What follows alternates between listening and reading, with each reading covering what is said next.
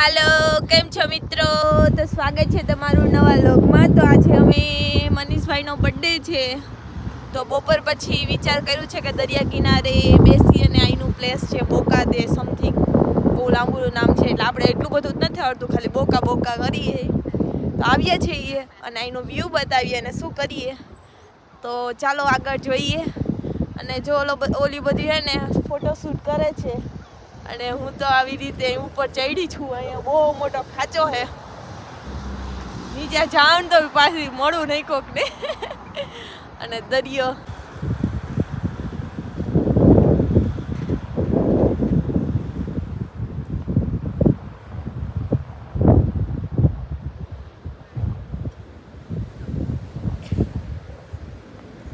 જવાનું આગળથી એ પણ હું કંઈ દોઢી નહીં થઈ, વચમાંથી નાવી હું આવી રીતે. આમ જો બહુ મોટો ખાંચો છે, આ લોકો ફોટો પાડે. હા હા, પીનું યામિની અને પૂર્વી દીદી. આ લોકો ગાડીનું પાર્કિંગ કરવા ગયા હતા, ફાઇનલી મળ્યું કે નહીં. અને આ છે ઉમંગ. Hello, how are you all?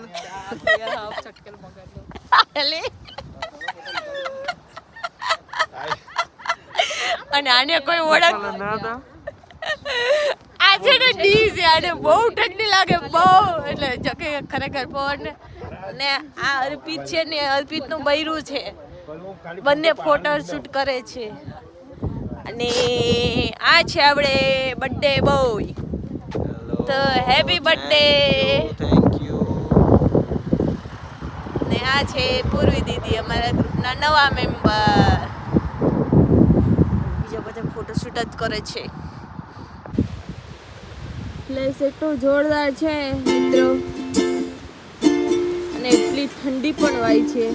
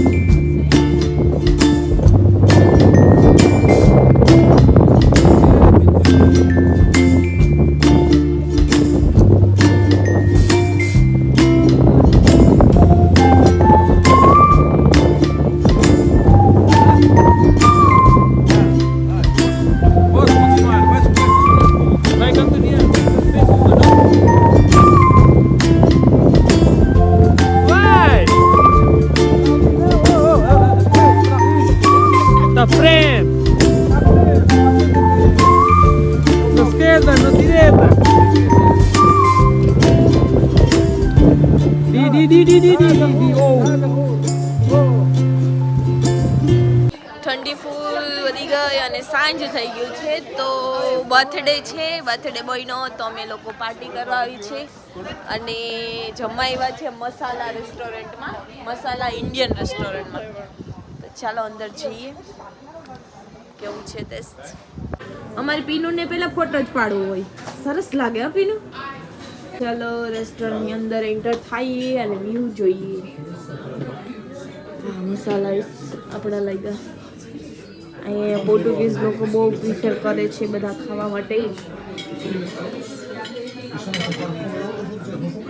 બધું ડાર્ક ડાર્ક બહુ હોય. અને આ આપણું ટેબલ છે, તે દીવા બને. આ ઓલું સુબન જેવું છે ને એમાં છે,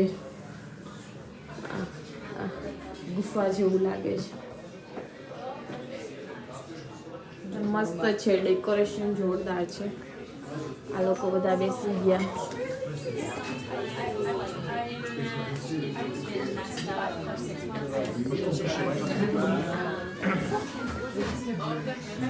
બર્થડે બોય નું મેનુ રેસ્ટોરન્ટ નામ મસાલા